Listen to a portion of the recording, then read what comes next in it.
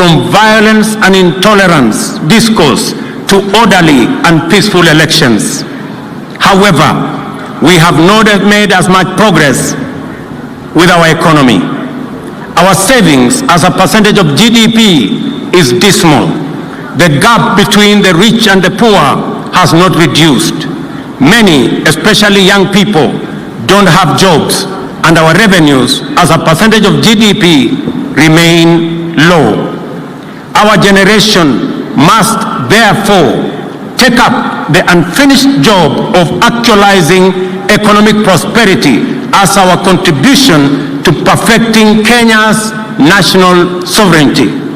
We owe this to those who made huge sacrifices to bestow on us a nation of promise.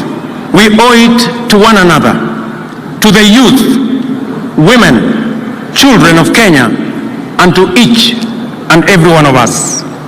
The responsibility of our generation, beginning with this administration, is to make smart choices, unnecessary sacrifices, just as our forefathers and those who came after them did.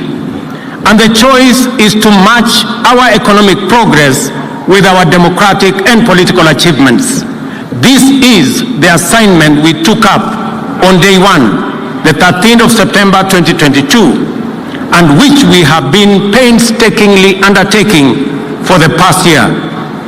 Our focus has been firmly about the ways and means to transform our economy, making the right decisions, necessary sacrifices, and smart choices to set Kenya on a path of economic renaissance.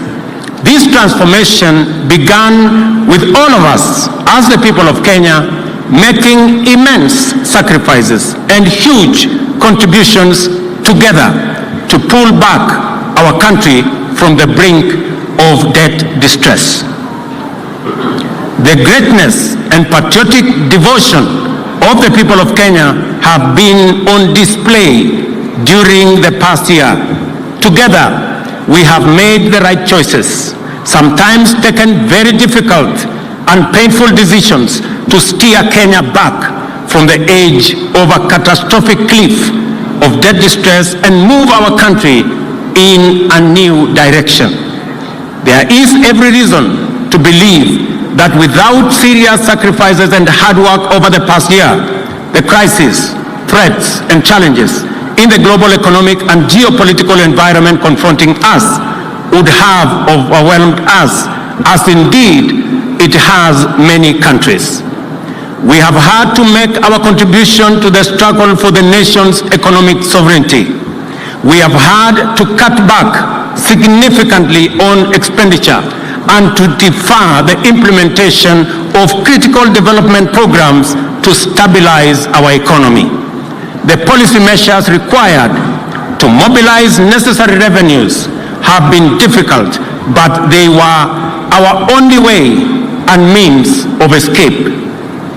Though painful, the sacrifices we have made, which would not only make our freedom fighters proud, are also absolutely necessary at a time as this and in situations that we find ourselves, and is the guarantee of our nation's economic stability. Proudly, these sacrifices have paid off. I can now confirm, without fear of any contradiction, that Kenya is safely out of the danger of debt distress and that our economy is on a stable footing. The economic indicators point to good news. Inflation is now 6.8% down from a high of 9.2% a year ago. In the last 6 months, our GDP has grown at a rate of 5.4%, making Kenya the 29th fastest growing economy in the world, according to the World Bank. There is no question about it. What we have done together, the price we have paid together, and the sacrifices we have made together have rescued our country from an economic catastrophe. After navigating our ways out of the difficult and complicated debt situation, our second action is to accelerate economic progress, which is the cardinal assignment of our generation.